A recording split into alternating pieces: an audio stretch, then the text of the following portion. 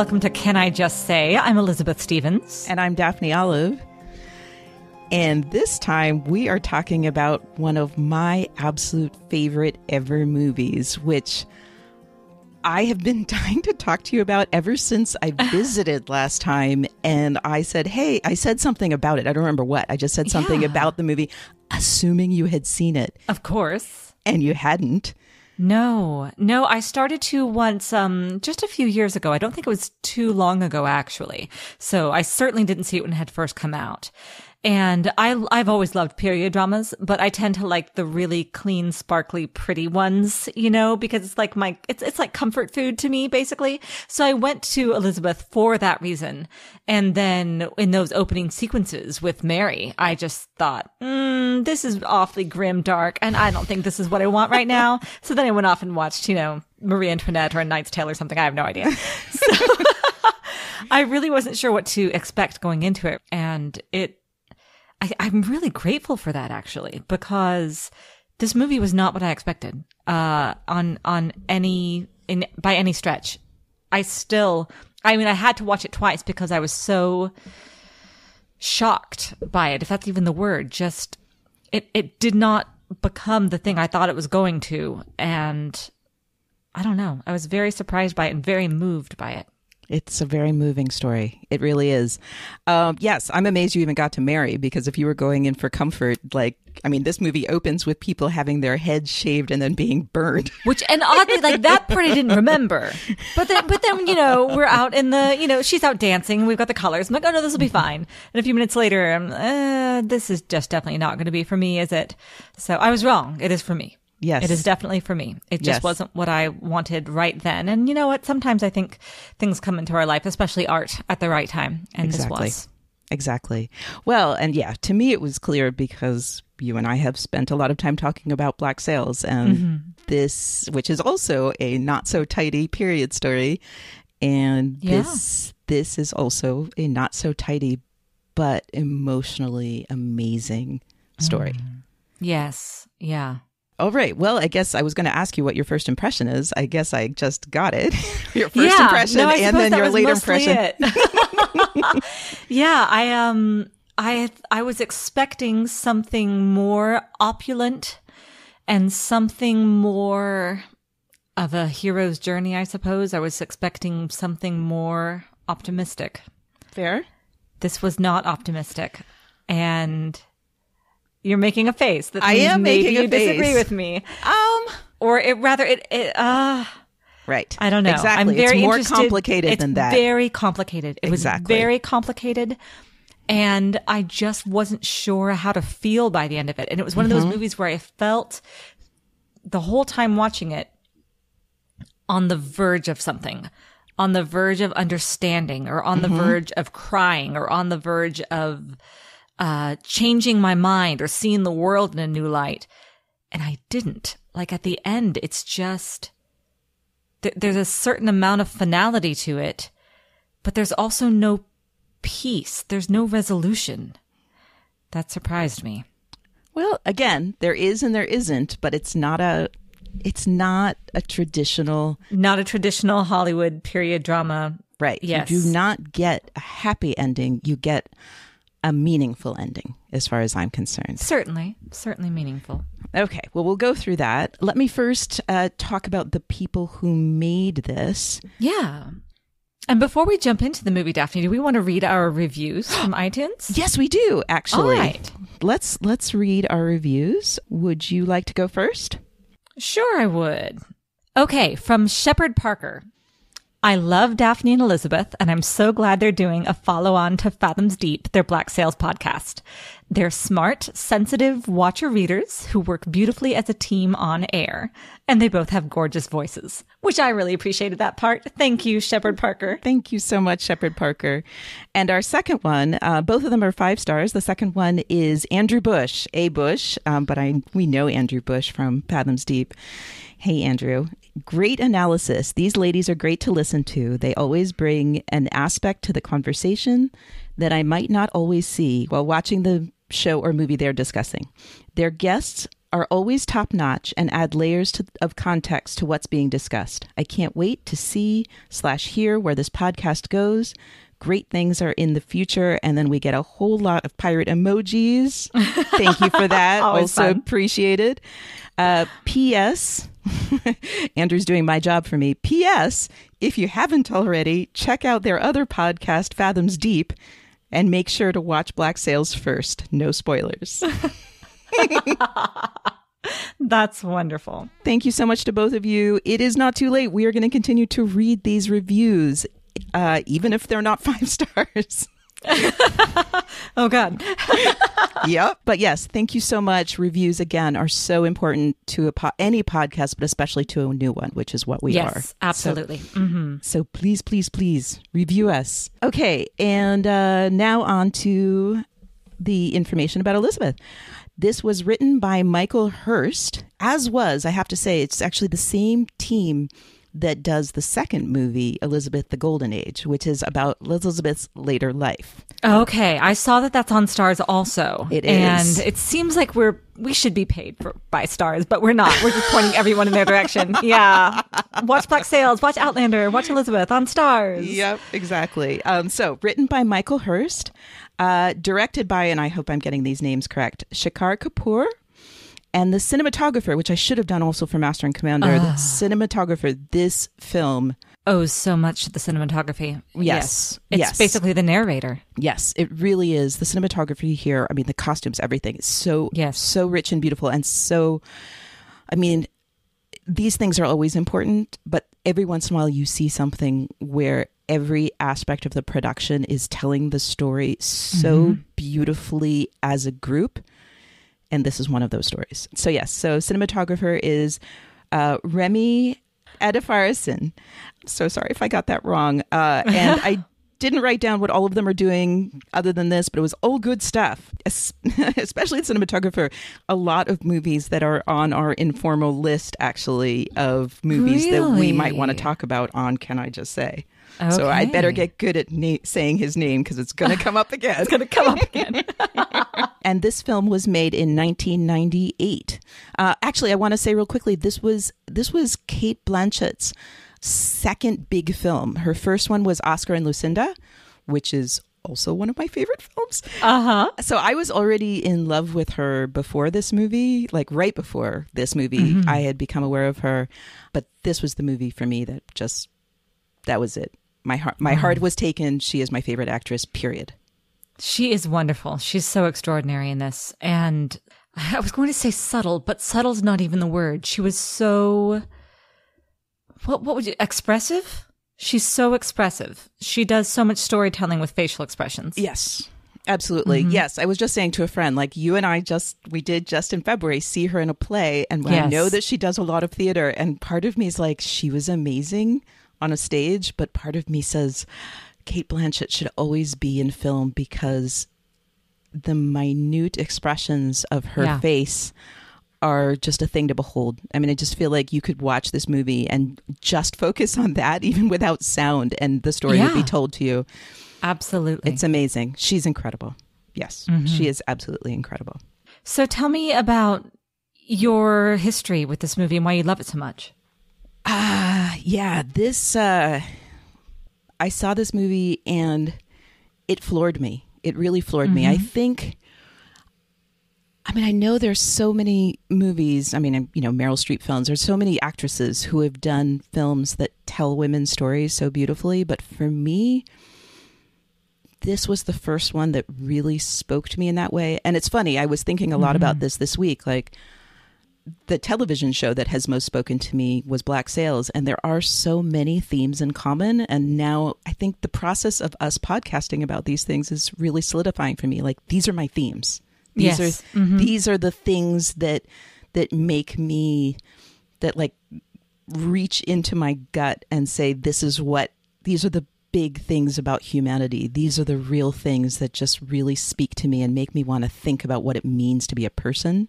And back then, I don't know if I would have said that exactly, but I knew that this movie was my movie. I've watched it so many times. I mean, it was one of those, even though I own it, it's one of those movies that if I saw that it was on, I would just drop everything and watch Yeah, it. sure. So I don't even know. I don't even know how many times I've seen it. I love it so dearly. So yeah, I think that's really it for me, is just that, and it's been a good long time. 1998 was a long time ago. I was going to say I was in 8th grade, so yes. that's probably the other reason I didn't see it when it came out, because it was just going to be over my head. I couldn't have appreciated it then. Yeah, I'm not sure 8th graders should be watching this movie, to be honest. Yeah, probably. But yeah, it is that for me. It is one. It's not so long ago I played a game where I made friends tell me their favorite movie lists, and I even gave 2 categories of like the ones you think are the best movies and the ones that spoke to you most deeply at a specific time or throughout your life. And Sure. for me, this movie would be on both categories. That makes complete sense. Yeah. Okay, I wanted to quickly, just for a second, talk about history. This movie has quite a bit of historical accuracy and quite a bit of inaccuracy, a little bit of rewriting of history for the sake of the story, which I am totally okay with. There were a few things I just wanted to point out. I just wanted for people, I've always been a person who's been really interested in the Tudors. So for anyone who doesn't, I just wanted to quickly explain Mary and Elizabeth's relationship to each other. Yeah. Because they don't really, I think like in the beginning, they a little bit explain it, but they don't really explain it. So they are both daughters of Henry VIII. Mary was his first daughter and the daughter of Catherine of Aragon, who Henry divorced. Like this was the big thing with Henry. This is why he separated from the Catholic Church, was in order to divorce Mary's mother so that he could marry Elizabeth's mother, Anne Boleyn. He ended up chopping off her head. Yes. 2 of his many wives. So, but neither of them were actually meant to be the monarch. He did, with a later wife, with Jane Seymour, have a son who was king and then just didn't live long enough to stay king. So Mary and Elizabeth were both in an interesting position where both of them had been legitimate and illegitimate. At some point. Right, Sure. at some point. And neither of them were meant to be. So Henry took England away from the Catholic Church. Mary tried everything. Like what you see in the beginning was Mary's whole thing. Like she was the one who tried to bring England back to the Catholic Church. And then Elizabeth, as you see, is the one that severs the tie with Rome forever. Wow. Yeah, so that's the bit of history. There are 1 or 2 other aspects of the history that I might bring up while we're talking about the story, because I feel like it's interesting the choices they made at some points. But I did want to say, I wanted to thank our friend Becca Eller, who went through a lot of the history and sent us a document. She has a podcast called Retold, in which she goes through the whole period, or is in the process of going through the whole period. She talks about the War of the Roses. She talks about the Tudors.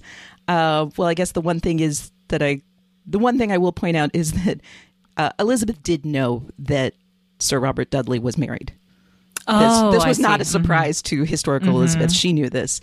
I have to say that reveal didn't really work for me anyway. Right, exactly. So I'm glad to hear that, I suppose. Yeah, so let's discuss that when we get into talking about the story, because I agree with you.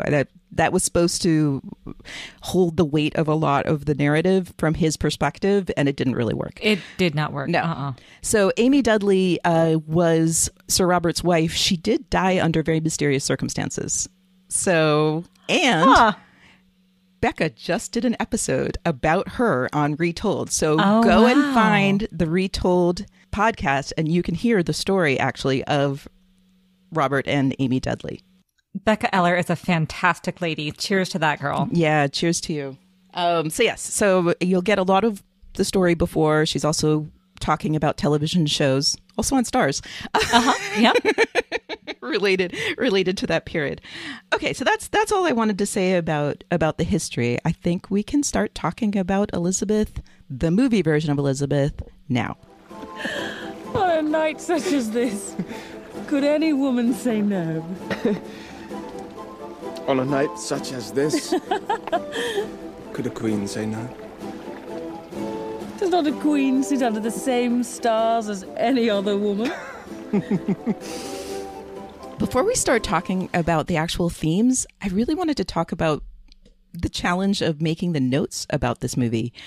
It was really interesting because I kept making kind of topics be things that aren't usually topics when you and I talk about themes. And I realized that those topics are ones that even though I love this movie, and even I was saying, oh, well, those aren't real themes. Those are just like window dressing. And so window dressing. Interesting that you say that. Yeah, we'll have to talk about those curtains around the bed at some point, won't we? Won't we? Oh, I'm so glad. Yeah, we will have to talk about those curtains. Yeah, we will. Oh, yay. Okay, that's going on the list. So yeah, it was just really interesting for me, and I had to kind of question my own assumptions, like, because the first few things I wrote down were Elizabeth's hair, Elizabeth's dresses, Elizabeth's, and then I said, wow, wait a minute, these are even though in Black Sails those kinds of things are so important, I still was kind of like trying to keep myself from making those be topics. Oh, because it feels in a way diminishing, you mean? Because you're talking about women? Because I'm talking about women's stuff. Right, but this is so different because this isn't like talking about, what a political candidate is wearing on the platform. This is talking about visual storytelling. It's a visual medium. That's true, but even so, it's also about the fact that this is a story in which a woman's power is the center of the story. And so talking about her hair and talking about her costumes are not just how she's dressing and how she's doing her hair. They are part of political theater.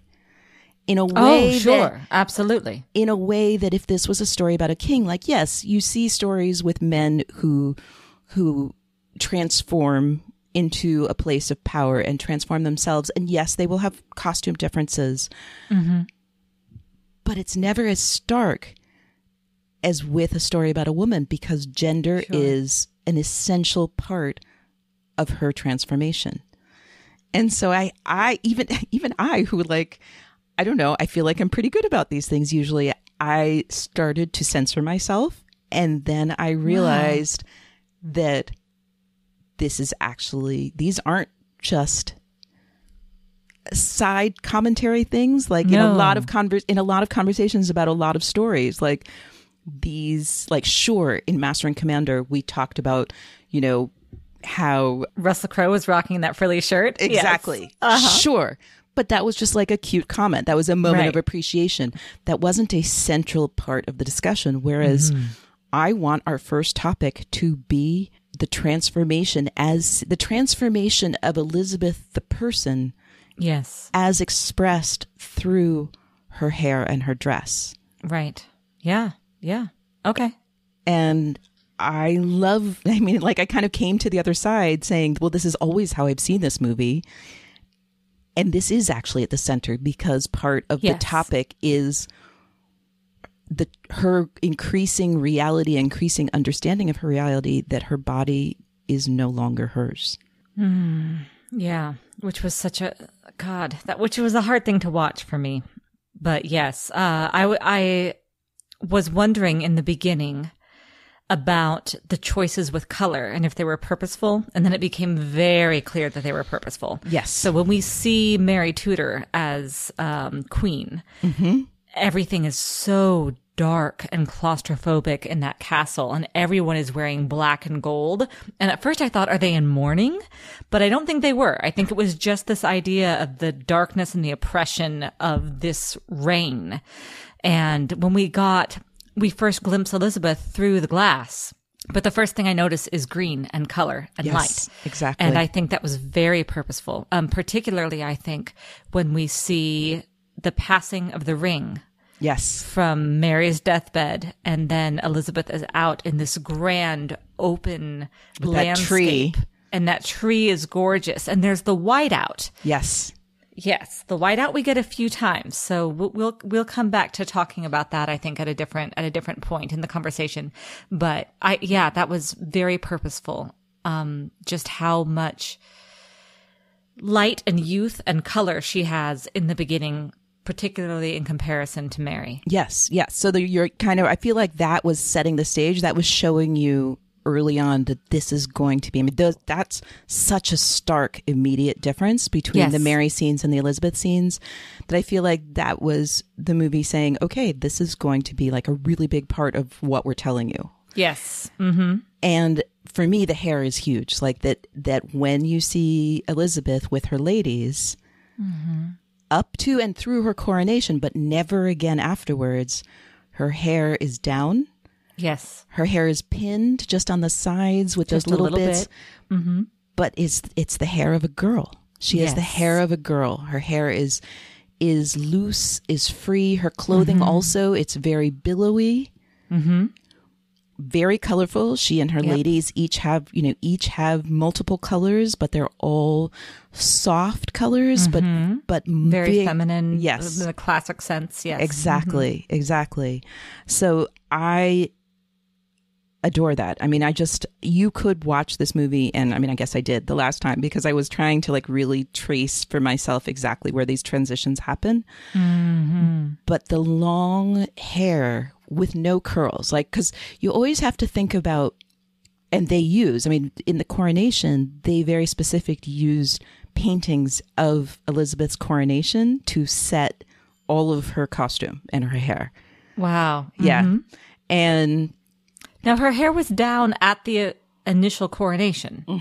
so I feel like the coronation through the party, after the coronation, that's kind of the first phase of Elizabeth's hair. Yeah, sure. The next morning, so she, we have her going to the Tower, we have then back at the house that she's staying at, and when Sussex brings her the ring, and then we have the coronation and the party, which is all of these stages. Like, she's dealing with some hardship and difficulty, but she's still, I feel like that's the point where she's still kind of her pre-monarch self. Yes. Yes. And then the night after the coronation, we will talk about the curtains, That's okay. but our first real transition is that we have her and Dudley in bed together. This is when her body is still her own. She feels that she can pretty, flagrantly choose Sure, she's the Dudley Queen in of England, of public. course. Right, exactly, Yes. exactly. So that idea of the Queen of England, that the Queen of England, Yes. again, she understands the politics. She understands that her life was in danger. I'm not trying to paint her as someone who didn't understand these things.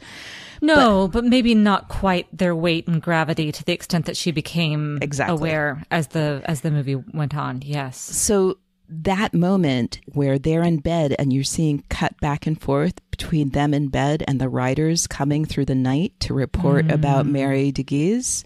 When she wakes up the next morning, we have Norfolk like barge into her bedroom. Yes. So she's already lacking privacy.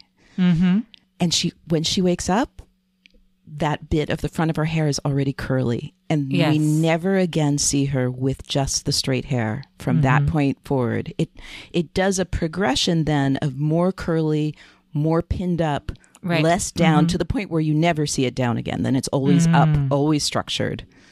And then we'll talk about the end, I think, in a different segment. But even when you don't count the choices she makes at the end, you still are watching her hair, I feel like, represent more and more how she needs to close herself into the being of a monarch and less be the girl, the Elizabeth, the person that we have in the beginning. And I feel like the hair illustrates that so beautifully. I completely agree. Yeah. Okay, let's talk also about her relationship to her body, because I feel like this also fits in the same topic, although it fits in other topics as well. And we get a big part of that is talking about dancing. Like, let's talk about... I think so. No, I really do think it is.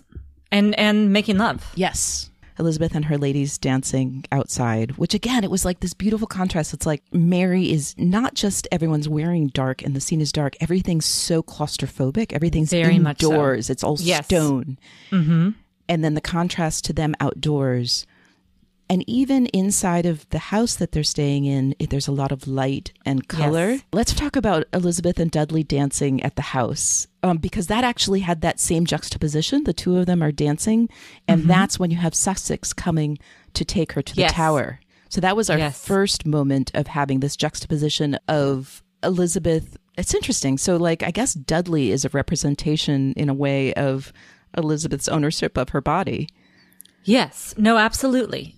She is at her most free and most herself, I think, when we see her dancing. And when we see her in bed with Robert. Yes. Then you have the riders in Sussex come and take her away to the tower. Right. So that's like the first. I feel like we have many, many times where she's having moments of that, of her interest in Dudley as a form of self expression that immediately gets cut off by affairs of state in whatever form.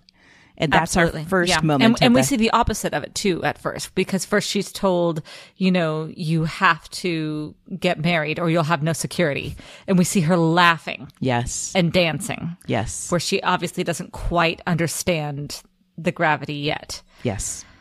Yeah. And I mean, do you feel like she doesn't understand or she refuses to understand? Yeah, I think it is a refusal. Yeah, she refuses to accept it, rather. Right.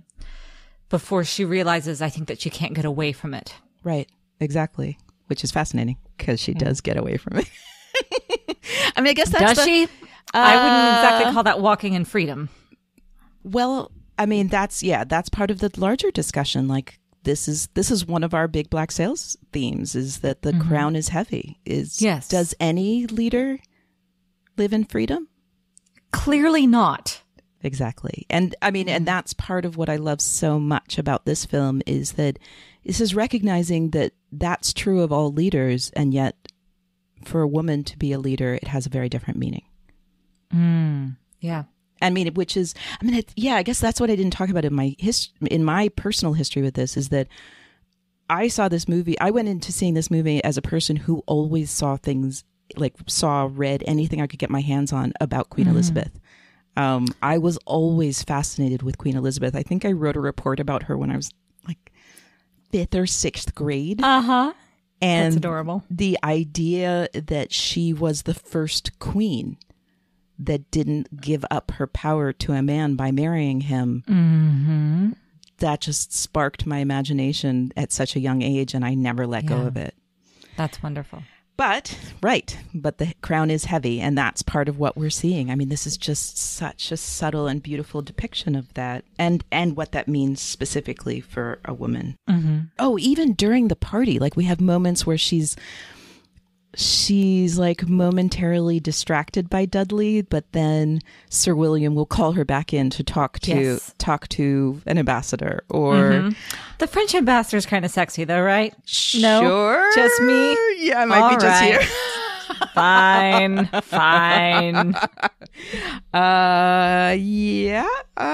No. I have only eyes for Robert Dudley in this. Oh, actually. Oh, really? He does nothing for me. No, Christopher Eccleston also. I love Christopher. I have always loved Christopher Eccleston. Okay, sure. I you mean, know what? Different strokes. Yes, Norfolk, not so much. Christopher Eccleston. Right, it's hard to Totally. say, but okay. All right. Although there are moments where Norfolk's walking very authoritatively, and I like it. Maybe I just like a man with a shaved head and who walks authoritatively. I do like that. Admittedly, I do like that. So yes, let's talk about the thing that gives me chills every time. Playa Volta. Oh, okay. And why does that speak to you so much? Why does that speak to me so much? Because for me, that is, I mean, I know we see them in bed afterwards. For me, that is the last moment of where she's truly trying to be her own Elizabeth. Yes. But also have the authority of a queen. She's trying so hard, and it's so beautiful. Like, she's trying to take this thing from her life before, this beautiful thing of dancing, and dancing specifically with Robert. And she's trying to show it to her court and say, this is who I am. This is what my monarchy will look like.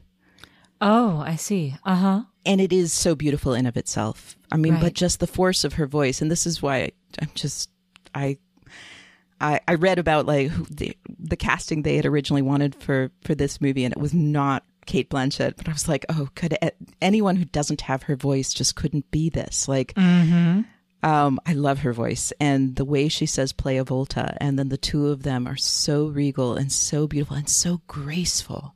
Yes. It is just so beautiful. And it just felt... They spend a lot of time on it, too. A lot of times they'll do just a really quick... Or dancing like a montage, basically. Right. But they spent quite a lot of time on the volta. I was surprised. In a lot of ways, the movie's very slow. It never feels slow, but it really is. It takes its time with things. Yes, it really does. And that one, I think, was telling us so many things. I mean, it was an expression of her. You get to see how her ladies react. I mean, they were so excited. Like, you see how for them, she's a rock star. Yeah. They all want to be her. I mean, especially the fact that the woman who was the lady in waiting to Mary, and you saw her all in black and Mary clutching her hand. And then you get to see her also like dressed like the other ladies and bright and joyful. And she's so excited. Like they all were just so excited by this vision that they had of this person and her vibrancy and Yes. and the promise of what she was going to mean to all of them. That's very good. Yeah. I was always very moved by how much Kat especially Yes. seemed to really, truly love her. Yes, I know. We haven't even talked about the fact that like her ladies, I mean, this movie in general is just like a cast of people who are The going cast to is be extraordinary. I Yeah. mean, many who, of course, you know, Jeffrey Rush, and there are many people here Sure. who were important actors already, but it really is just a preview of like people who are going to be amazing actors. Yeah. Shout out Daniel Craig. Yep. Yep. Our scary Being priest. a very James Bondy priest. Yes. You know, Kelly MacDonald, Emily Mortimer, Yeah. Mortimer as Kat. I mean, I adore her. Who's so wonderful. I know. Yes. It is truly amazing. Yes. And maybe the play of Volta partly gives me chills because I know about the second one. It's like, I Yes. can't remember when I saw it the first time. I can't remember what my reaction to the first time I saw them dancing, although I don't imagine how anyone could watch that and not be swept up in the beauty of it. Yeah. No, it's very romantic. But when you watch it knowing what's going to be the next time they do it, then it has all the beauty plus all of the tragedy. Yeah. And I think That that's why it bittersweet gives that me you love. that bittersweet that I love. Yeah, that second time when she goes to play the volta. Remind me, what's the scene right before that? That's under my topic of political theater, but that was right after she had exposed the Duke of Anjou.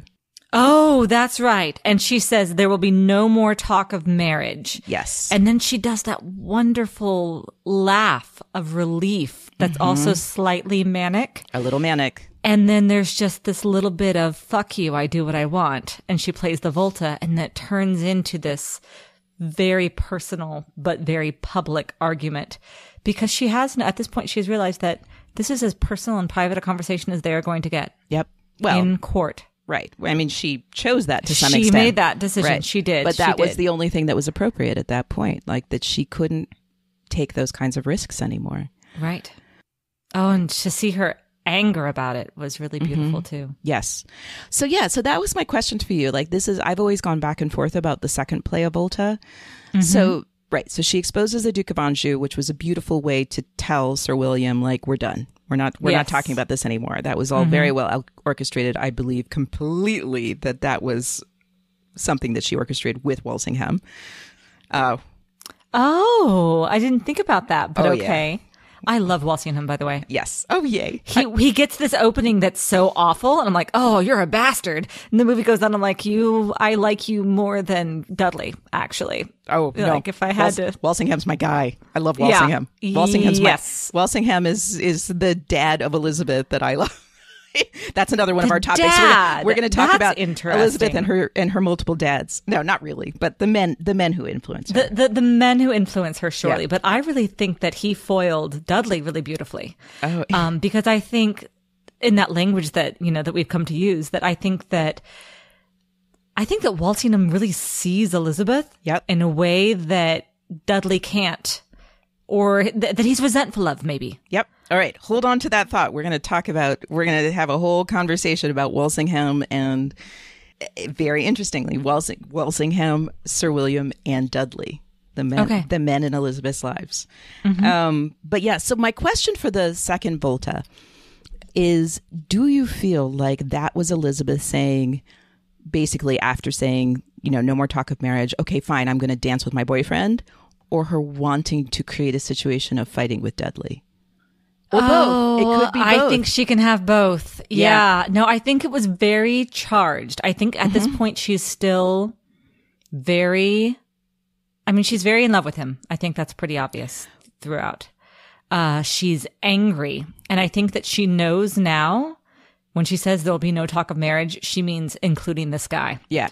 But I'm not certain that she knew how angry she was until he said, my Elizabeth. Yes. Which he had said before to her, and it had meant so much to her. It had been romantic. And I think that there are circumstances where you can say that sort of thing, where you can say that you are mine, and you remember when he is sleeping with is a very delicate term with the lady in waiting. Right. And he's saying that again, my Elizabeth, like that's part of his connection to her. So I don't think that it was necessarily beforehand something that was destructive and that she needed to break. But at this point in her reign, she does. And there's another mirror in the second Volta to the dancing at the very beginning, because before she becomes queen, they have the conversation where Dudley says, he talks about how she'll have all these people to write sonnets to her and worship her.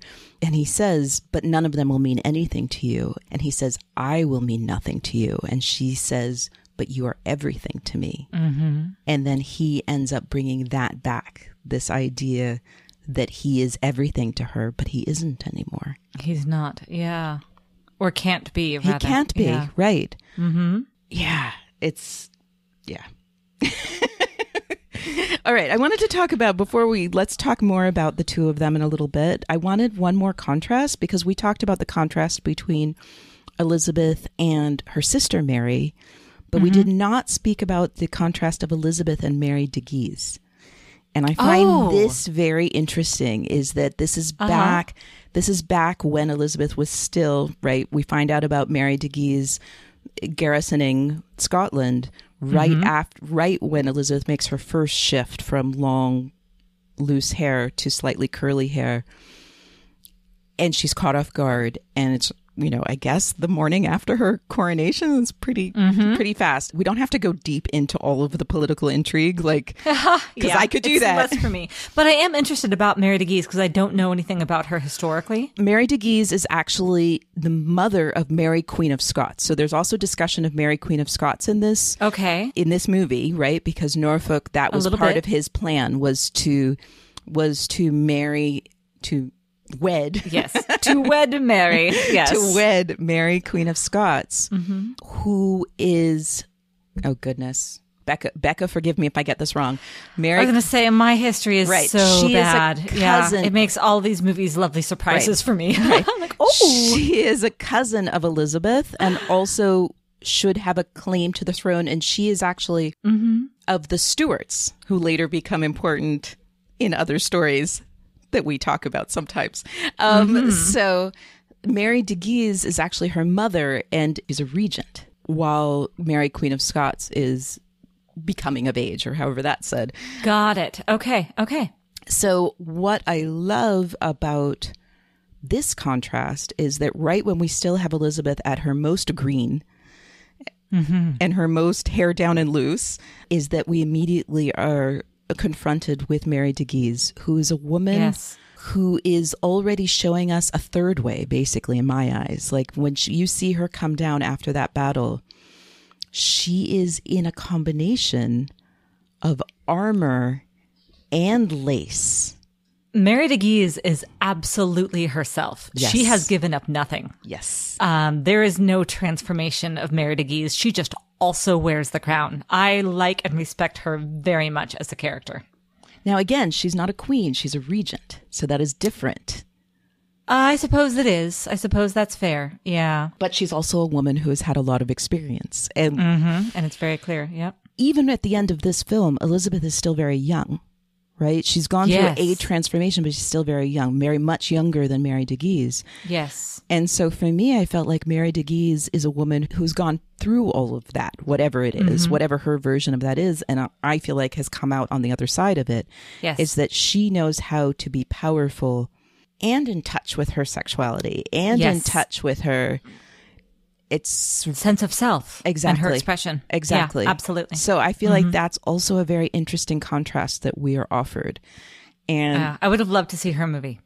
right? I know. Mm-hmm. Yes, Absolutely. I would. I loved her dinner with Jeffrey Rush. I was know. Like, I am know. here for this. I know. Yes. Very Send DeGeese and Vincent Walsingham. Cassell to bed. Right. I want more of these two, please. That was over too quickly. And The also, deleted scenes. I don't know. also over too quickly for history, Walsingham didn't actually kill her. Well, you know, it was good storytelling. Again, right. The story, I feel like where it, except for a few things that we will get into, I feel like wherever this story, Deviates from history. thank you, deviates from history, I can do words. No, Wherever that's it okay. deviates from history, it got the essence. Like what I Yeah. cared most from this movie is not the historical accuracy, but the fact that it told the story of who Queen Elizabeth is in our hearts. I mean, I think I that like she's that very much. such a Yeah. cultural so icon. it's the story of the icon. Right, exactly.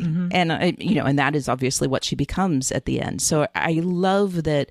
I just don't really care about that too much. I will bring it up because I find history also interesting, but for the Sure. sake of the story, this is a story of becoming. This is the story of her becoming the icon that we all know. There is something so iconic about Queen Elizabeth, and that's what they're speaking to. And that's what she's speaking to. That's what she learned to leverage.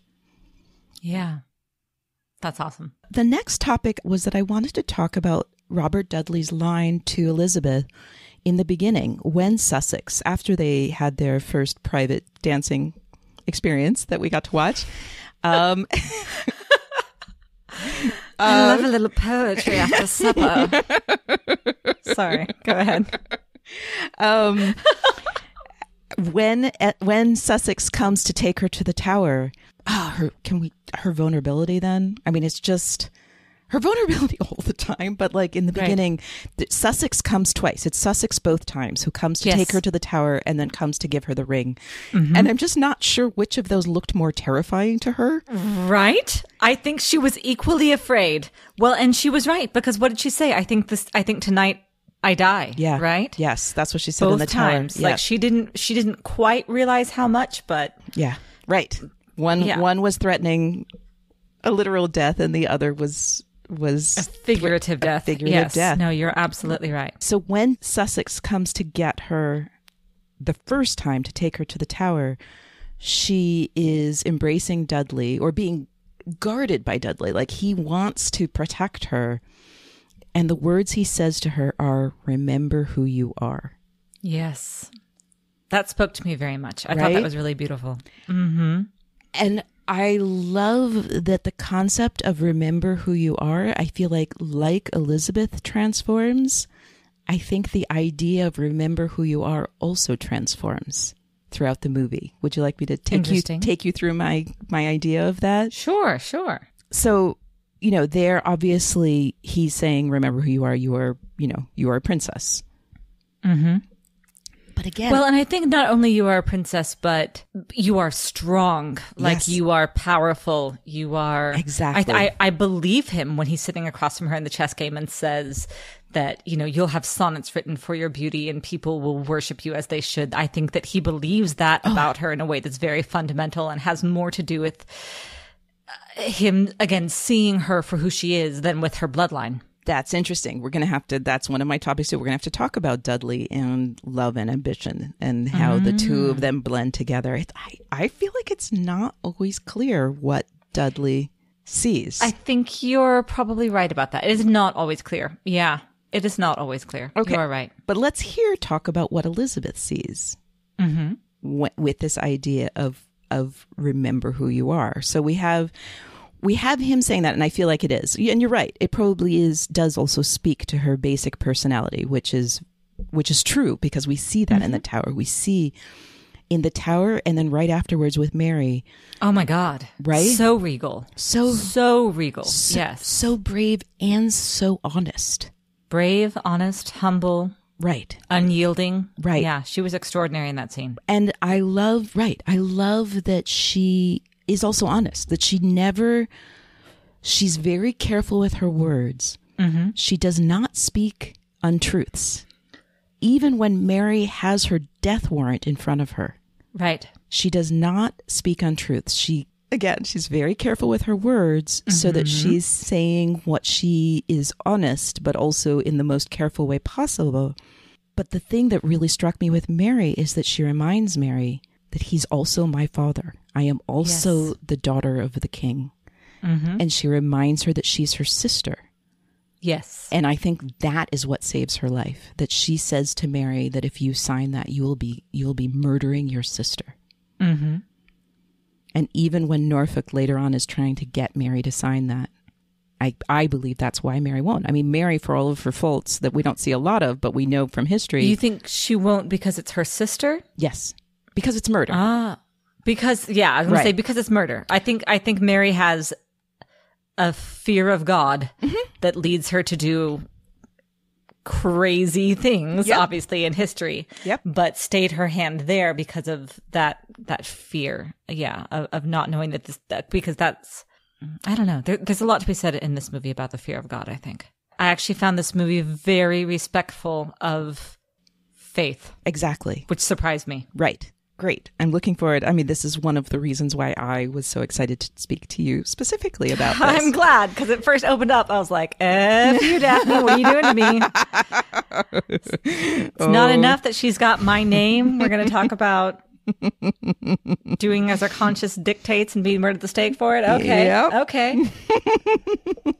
Yes, we'll have a lot to talk about faith and how that relates to this story. But right now we're still talking about identity. And so, yes. So this is actually where I wanted to bring in the three men who influence Elizabeth, because I think that all three of them both have an idea of who she is and get reflected back, because I do where I see some of the positivity of this story is I think Elizabeth does remember who she is. I think that view changes, but I think ultimately, as sad as the direction she goes is for us personally, because we are not queens and we are women living in this time, I think it speaks to this. I think this speaks to her going through a journey where she decides who she is and she remembers who she is. And she has these three men who are all, to a greater or lesser degree, telling her who she is. Right. But then it comes down to this thing that you have talked about in many stories and has always inspired me, this idea of seeing her, is that each of them has an idea of who she is, like what it means to remember who you are. Right. But ultimately, she makes the right choice of which of them to be the one to listen to.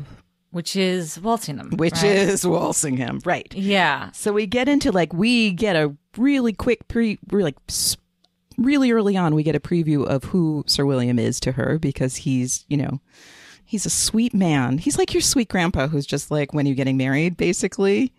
Yeah, who's also like everything that the patriarchy is. Yes, but I do believe that he means well. I mean, I think that honestly, Sir William is just limited. I think he's incapable of seeing her as anything but a girl.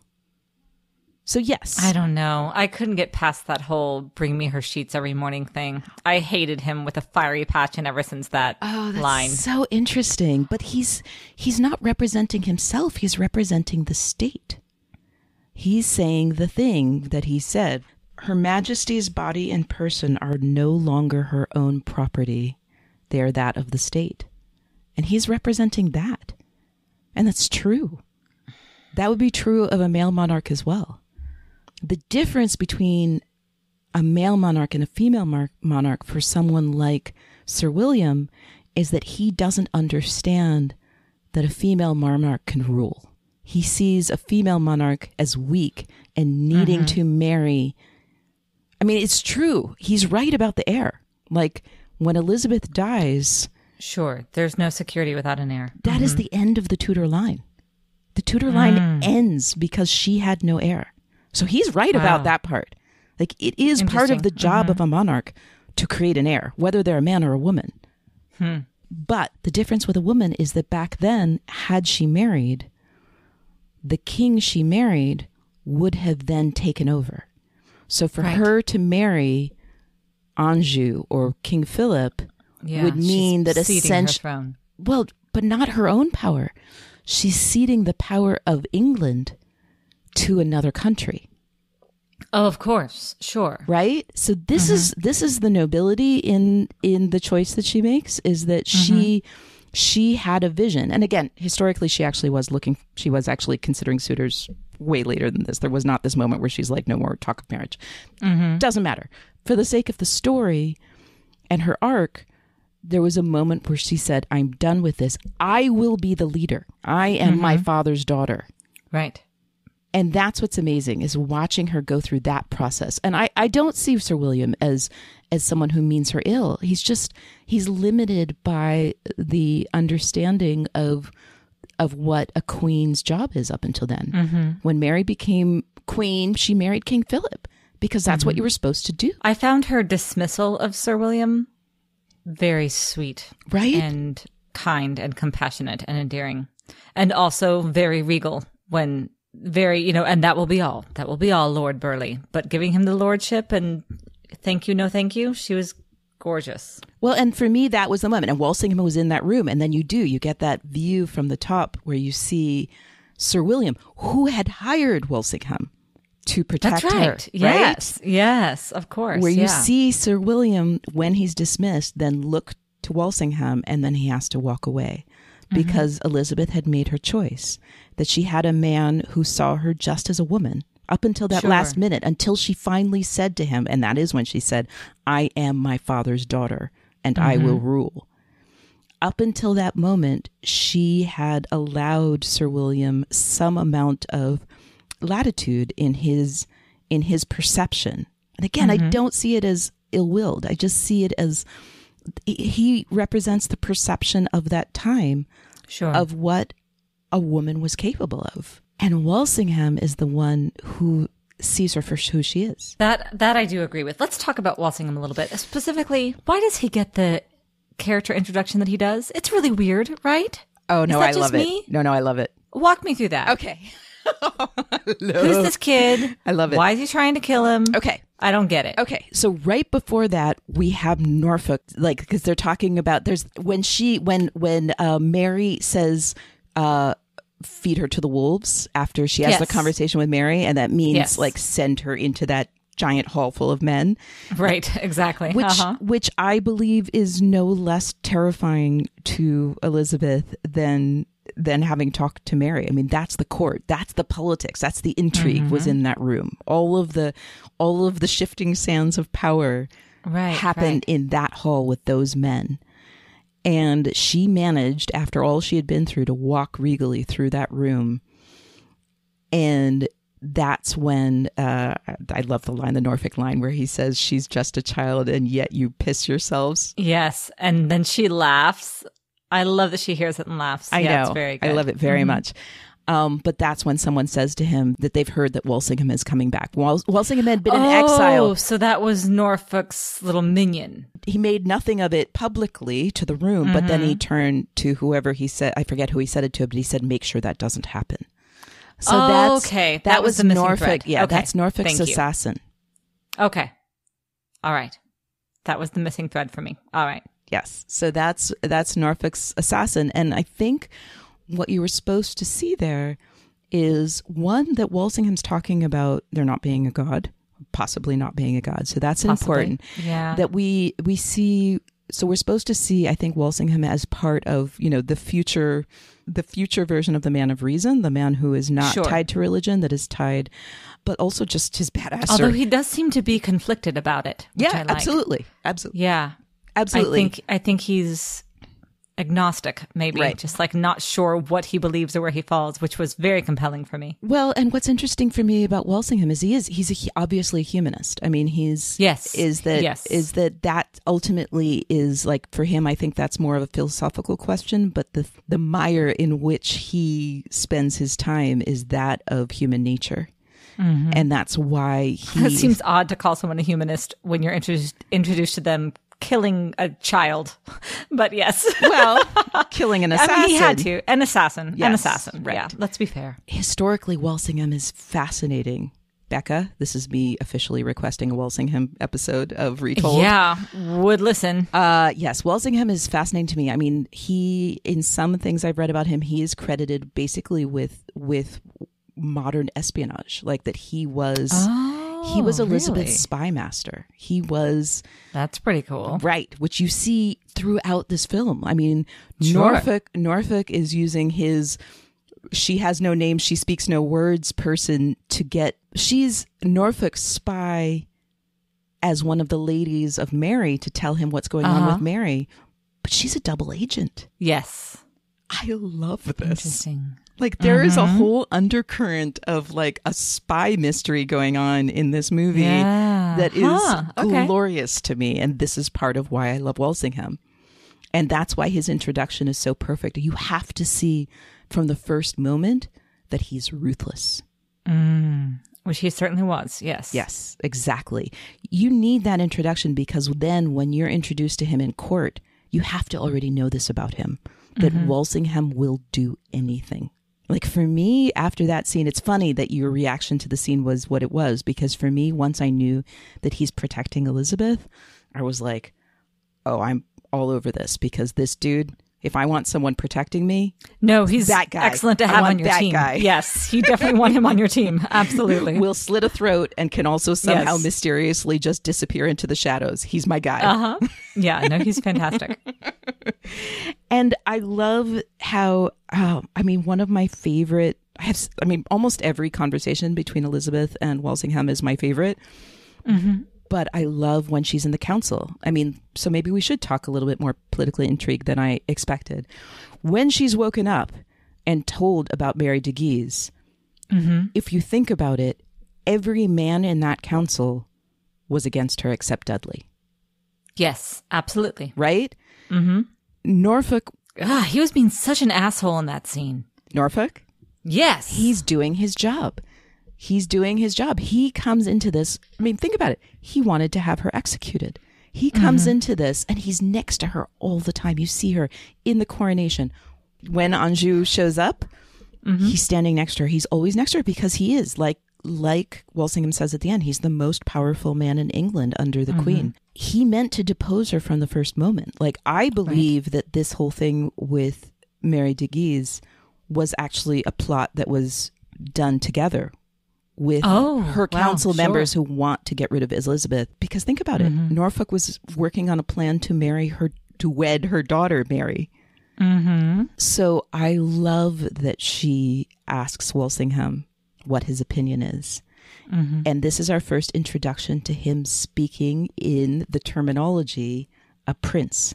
He says, a prince should be slow to take action and take care not to become afraid of one's shadow. For me, I don't know if he's quoting Machiavelli, but for me, that has always been a reference, whether, and I meant to research this, and I didn't. But for me, whenever you hear a prince spoken of in the third person like that, then it completely reads to me of Machiavelli. And I love the idea that Walsingham, even so early, even when she's like just woken up from having sex and being coronated and then having sex, he's already speaking to her in this terminology, that he's training her, that he's teaching her the ways of leadership, and that she wants to hear it. She already gets it. And you see them even at the coronation party. You see her noticing him. There's like these moments where they're like, she's walking around and doing the things she does and like meeting people and flirting. He is watching her all the time. Always. He's watching her every move. And I love that he always seems impressed by her. Exactly. Like, he always seems pleasantly surprised. He is. That's the thing. I love this about him, is that he doesn't know what he's getting into here. I mean, obviously it's what he wants. I mean, he was in exile because of Mary. So he wanted to come back when there was the opportunity to have a Protestant ruler again. Sure. But you watch him little by little become pleasantly surprised by her.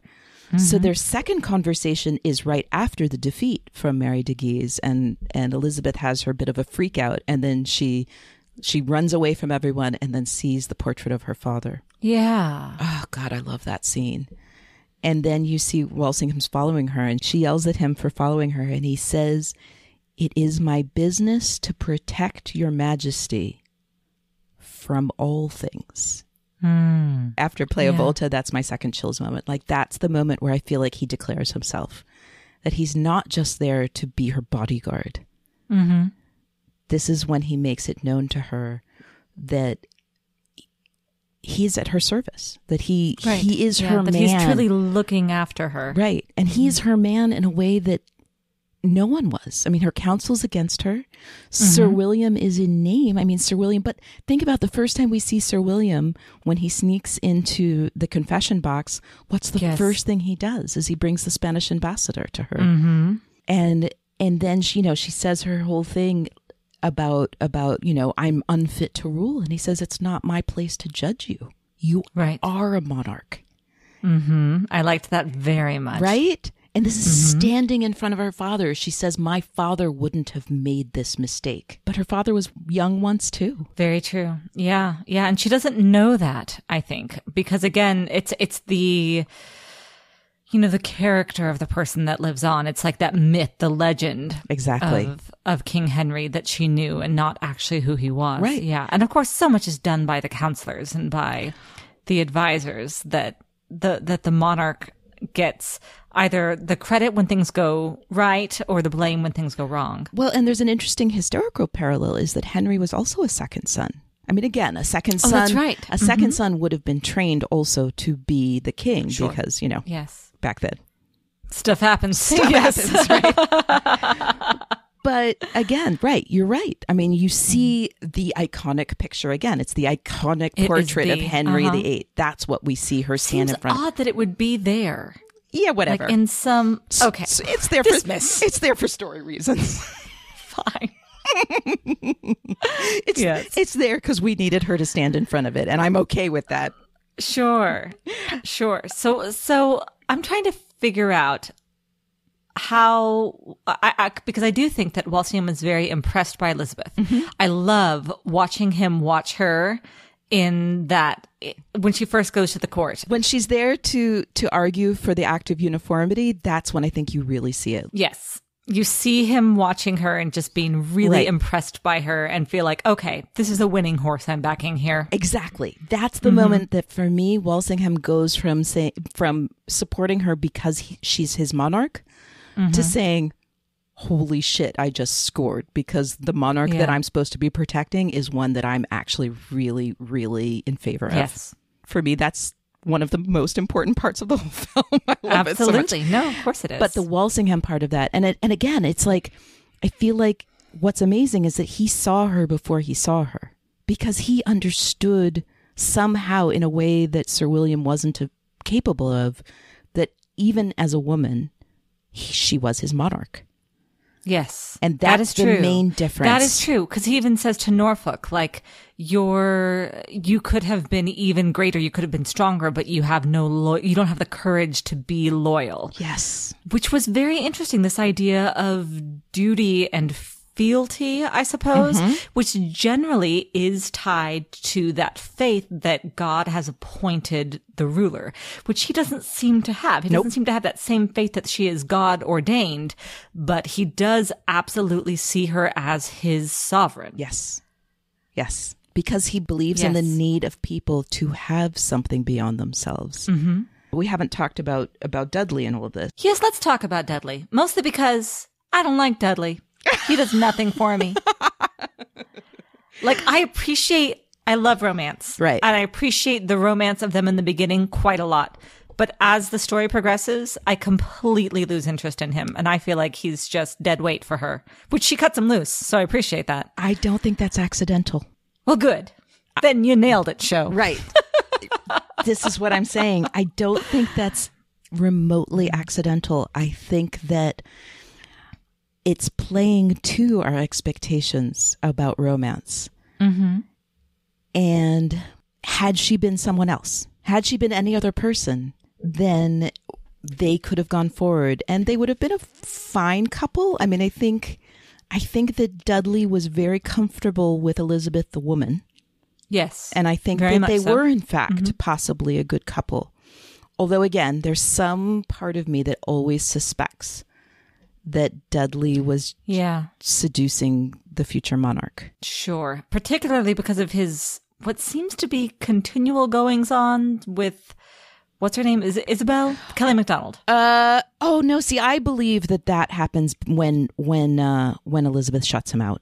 I think that Well, we see those two right in the beginning. They're riding up on horseback. He flirts with her through the whole thing. he does flirt with her through the whole thing. He's a flirt. I mean, I think that it's very He is a important for flirt. us That's very to true. Yeah, he's a see flirt. him as that, because it does cast doubt on his sincerity. I mean, I think I feel like he sits in a very appropriately ambiguous space where you could choose to believe wholeheartedly in his love for Elizabeth, and you could also see that some fraction of that, even from the beginning, was ambition. And I don't know if he could even, you know what I mean? I'm not sure that Sure. that he could. I mean, and that's the beautiful thing about his line at the end, where he says, "It is no easy thing to be loved by the queen. It would corrupt the soul of any man." I take him at his Oh. word there. Yeah. That's a beautiful scene. Right. That is a beautiful scene. It really is. Also not historical, because they don't actually have a falling out and he actually stays close to her throughout her life. But Okay, sure. for the sake of the story, That's the other part that didn't work for me, where Right. she's like, I'll keep along, and all your friends are dead. And how was he? I just don't quite understand where he got sucked into that. right. Totally as doesn't work. much- Right. It doesn't work. They really wanted that to work for you. They really, really wanted that to work for you. I mean, it's supposed Yeah, to be it the did not work Spanish for me. ambassador says, you can save her life by doing this, but By doing the- what exactly, though? All I saw him do was like pitch marrying the king. right. So that part worked, right? Like, so, and Sure. that kind of had a narrative, beautiful kind of two-part to it. Yes, because they were talking about that in the chess. Yes. Or checkers, rather. Right. They're joking in the beginning, oh, he's enraptured naturally when they're talking course. about King Philip. Yes. So that was kind of beautiful, but then tying him to this other plot that actually would kill her doesn't work. Makes no I know, sense. I know. It does not work at all. No. Yeah. No. Like, yeah. And I feel like there's a deleted scene or something that ties up these threads, because Maybe. it came out of nowhere for me. Sure. The second time watching it, I was like, nope, still don't get it. Still I doesn't work. don't Yes, see what happened. Yeah. I've just chosen to not be too troubled by that. Okay. I feel better though. I always feel better when those things Sure. are it's not just me. No, Yeah. definitely not. What I like about with the last scene is that it's the one moment where you see her clearly go against Walsingham. Is that Walsingham, she says, "I will spare you," and Walsingham says, "That's Yeah. not a good idea." And she's like, "Dude, I'm sorry, queen over here." Well, I'm the queen. Right, Yeah, exactly. I do what I want. Right, I do what I want, and for my own reasons. Like, I have a reason for doing this, and that's a meaningful reason to me. Therefore, I will do it, even if you, my most trusted advisor, advise against it. And I felt like that was an important moment to have, because I feel like otherwise you could have gone through this whole arc with her and say, okay, well, this is just like she chose Walsingham, and so she's just doing everything Walsingham wants. And that moment for me was really important, because you understand that Walsingham is not just the person telling her what to do. Walsingham is the person who enabled her to become the true queen, who makes her own choices. I am my father's daughter. I am not afraid of anything. Right. And I believe her at that moment when she doesn't even listen to Walsingham's advice. And that makes the last moment more palatable to me, because you could think that this is something that Walsingham cooked up for her. But I fully believe that this is her own motivation. This is her own choice. Especially because this is, to me, the most fascinating question I have about this movie, and I do not have an answer, and I want to hear yours. Mm-hmm. At the very end, Walsingham has tears in his eyes, yes? Yeah. Why? It's maybe, I mean, even for him, seeing her make this choice was hard. I mean, I think it's hard for everyone. I think it's hard for her. I mean, I think. Right. It's hard for her. You could see how hard it was for Kat. I didn't see him have enough of a personal... Oh, see, for me, the personal starts with when he sees her. When he sees her, the father. Yes. When he sees her talking about the act of uniformity, and he's so proud of her. Mm-hmm. Oh, I think he does feel for her very personally as well. You're right. And think about the level of intimacy the two of them must have for him to be essentially her spy master and her bodyguard. I mean, this is Sure. just... He watched her go through all of this. I mean, he arrived at her coronation. He saw He saw the long-haired, hair-down version of her. Yeah. Even though this transformation was necessary, that doesn't mean that it's easy for him or us. Of or course. for her. Yeah. I mean, that's what's... I feel like this transformation that she goes through to becoming something... I mean, ultimately, this is a transformation of a woman through necessity and responsibility. Like, it's not just that she needs to do this to rule effectively. It's not just that she needs to do this to have power or save her life. She does this for her people. She never Yes. stops talking about her people. And so this isn't just that she does... this is one of the interesting things is I don't feel like Elizabeth ever... This is where the conversation between Walsingham and Norfolk about him not having the courage, but it's not just that he didn't have the courage to be loyal. It's the vanity of his own ambition. I don't feel like Elizabeth has ambition. In that same sense, sure. Like her ambition is to serve her people well, to be a good queen. Right. The ambition she had to set aside was the ambition of being queen and the woman. And the woman. Sure. That's interesting. And that was the ambition she had to set aside for the sake of loyalty. For the sake of loyalty to her people. Right. That the courage of loyalty on Elizabeth's part was the courage of loyalty to her subjects. And I think that the way that she's shown here in opposition, obviously to Norfolk, and I believe to some extent to Dudley as well, is that she doesn't have ambition, that she doesn't have vanity. I mean, that's what we show. She lets go of her vanity in order to serve her people. I wonder if he feels a measure of guilt for having, in a sense, killed the woman. Oh, I'm positive he does. Because she says, what do I do now? Am I to be made of stone? Must I be touched by nothing? And he says, yes. He If you're essentially going to says reign yes. supreme, Yeah. yes. And he's So right. I do think it was a difficult thing for him to watch. Absolutely. Her take that mantle on so completely. And even that look of stone, that statuesque look from the paint, I think was very hard for him to see. As much as he respected and admired it. And even that was part of it too. I mean, I feel like he's in the place that I am at the end, that I respect and admire her for what she chooses. Sure. And I'm completely overwrought with the tragedy of it at the same time. It is very tragic. It is very tragic. It's very tragic. And I don't think that this was the only way either. Like it's a choice that she made.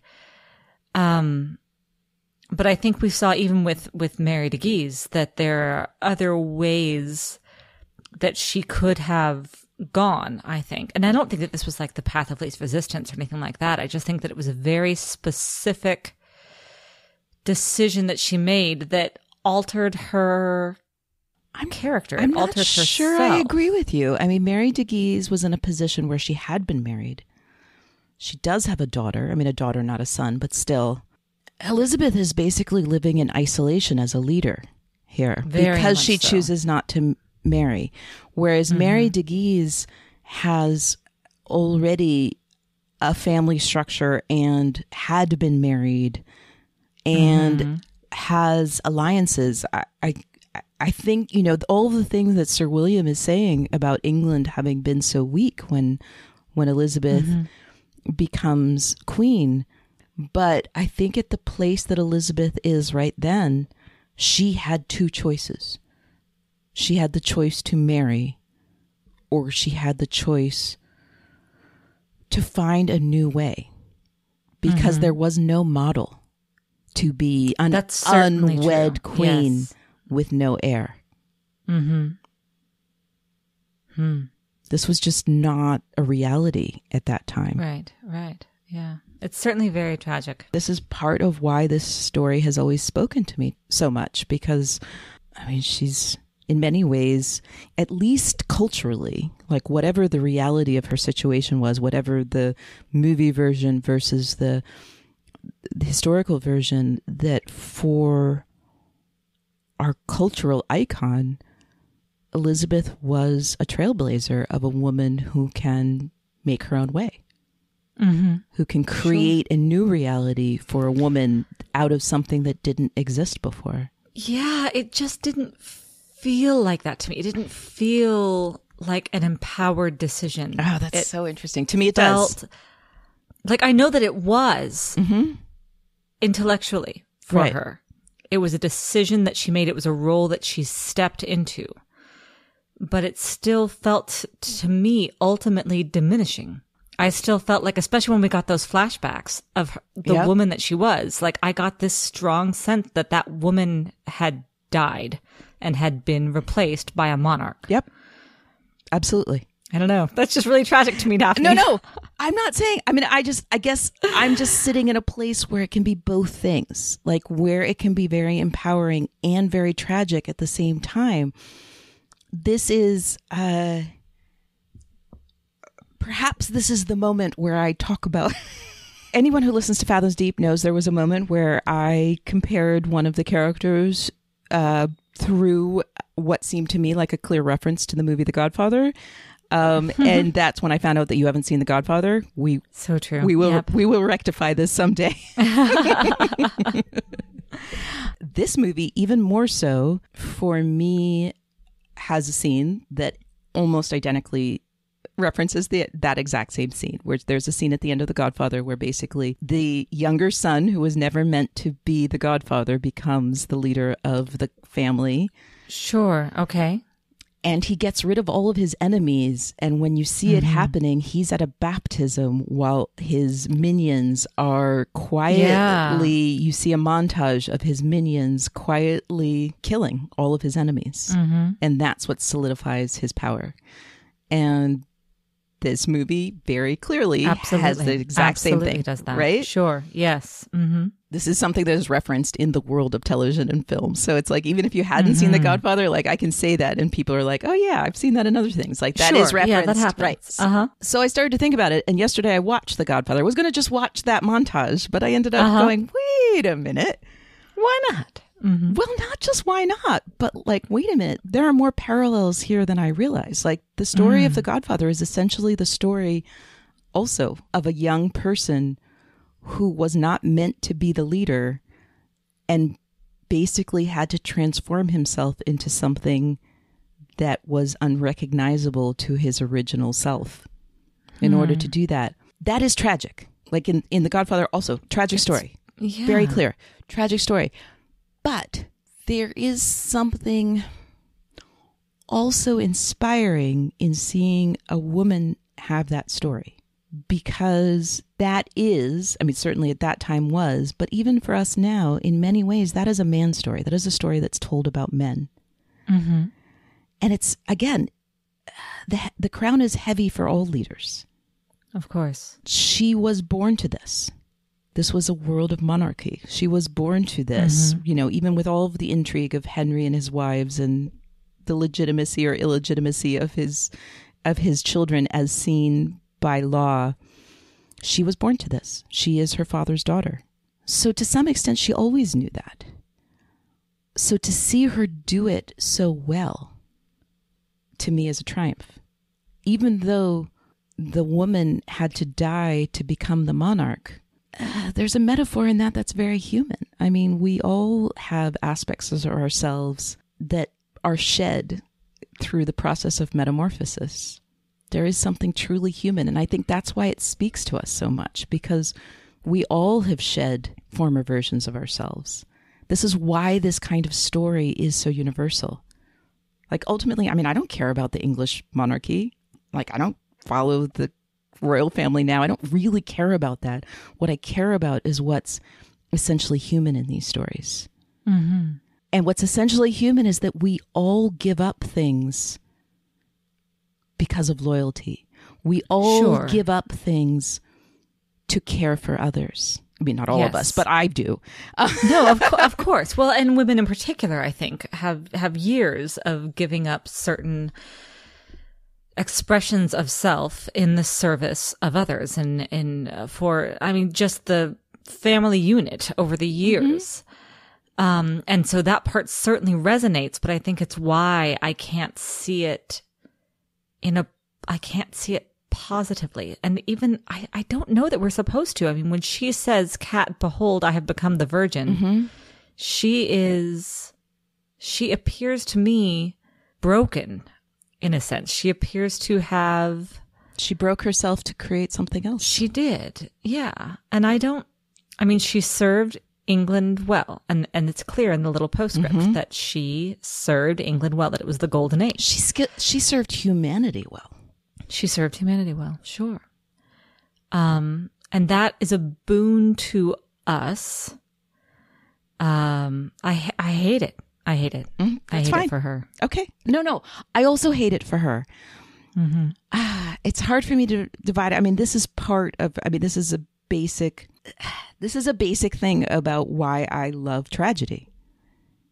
Is that the beauty of tragedy is that people experience hardship and find ways to be inspired and inspiring despite that. And that to me speaks to the strength of humanity. And to this to me speaks to the strength of this one woman. And yes, it is tragic for her, but somehow I'm able to both see the tragedy. And again, you know me, I'm a crier. Like, I cry at the end of this movie. I cry throughout this movie. I cry at the first play of Volta because I know what's coming. And I cry every time I watch. I've watched it 3 times this week and I cried. I am moved by it though, which is different than disliking it. Yes. No, I'm certainly moved. And I didn't cry at this movie. I kept on thinking that I would, that there would be some box inside of me that was kicked open. But I ultimately leave frustrated from the film, I think. I leave feeling that although she is this icon of monarchy, she doesn't feel to me, even the icon of Elizabeth, aside from this movie, as an icon of womanhood.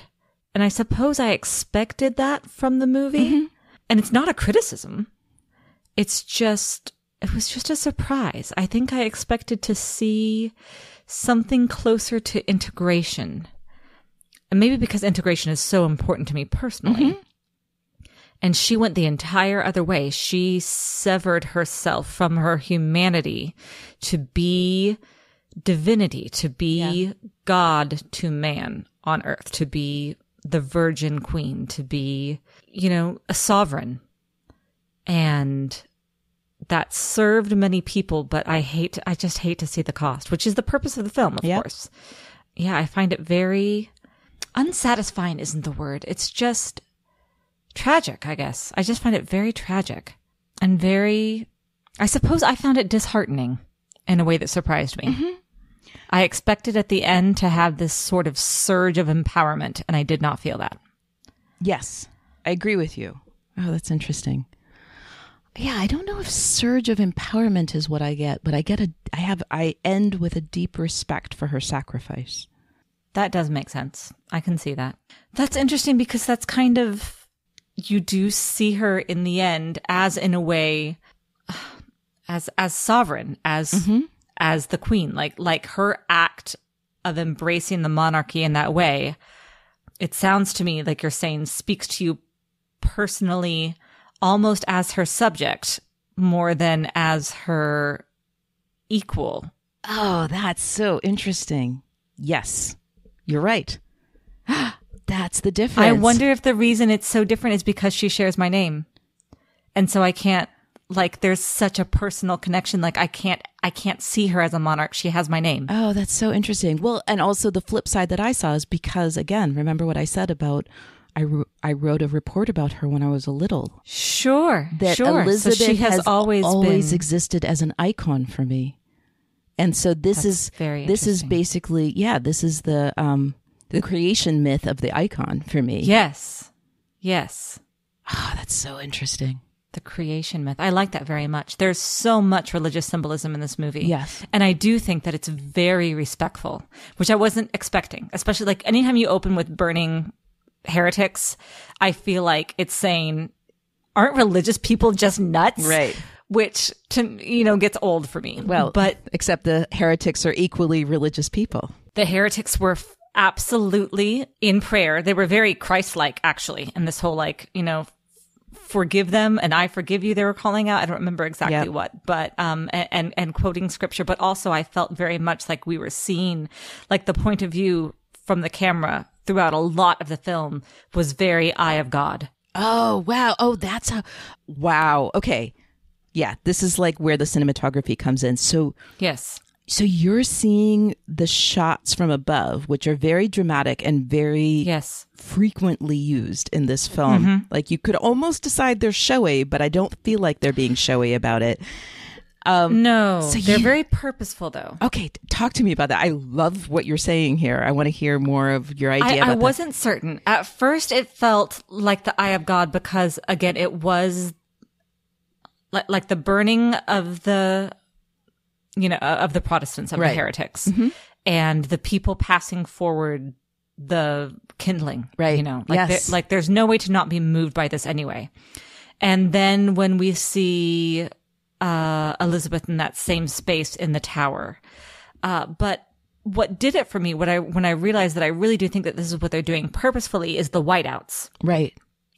Because we have these whiteouts that seem to show Elizabeth stepping into this new role. Mm-hmm. And the first time, once she does it, she says, "This is the Lord's doing, and it is marvelous in our eyes." And then the next time we see the whiteout is when she steps forward as the Virgin Queen. Yep. So I do think that there's something there that is mythic in this sense of her stepping onto this other plane of some sort. Mm-hmm. I agree with you. So I think that those things, and then of course the liturgical music throughout was very purposeful and sometimes surprisingly contrasting with the scene. And then it opened so beautifully and then became so ominous so quickly.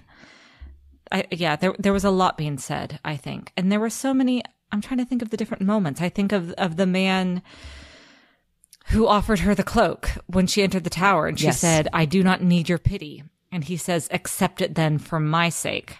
Now, he's the guy at the end who's harboring the priest, right? And she says, "Your kindnesses are remembered." Right. So that's what I wanted to point out. So that's Arundel. Mm-hmm. And this is where we get into this whole thing about belief, is that you spoke to in the beginning, is the strength of people's, you were talking about it in Mary, is the strength of people's belief, is that, and I think this is sometimes hard for a modern secular audience to understand the extent of the belief, that I don't see Mary as having ill will. I think Norfolk is a case where he's using religion for his own ambition.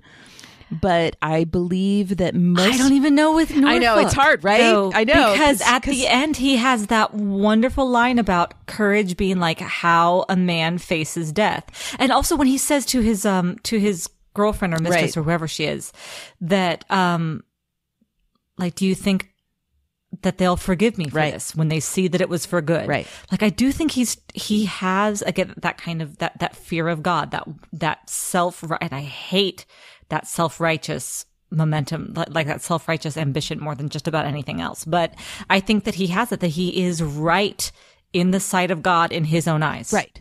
And which is horrifying. I think that's a very important part to remember about the Reformation of that time, because it's so easy to say, well, what's the difference? I mean, especially the Church of England is so close to Catholicism. If you actually look at the things that were changed, they seem very minor.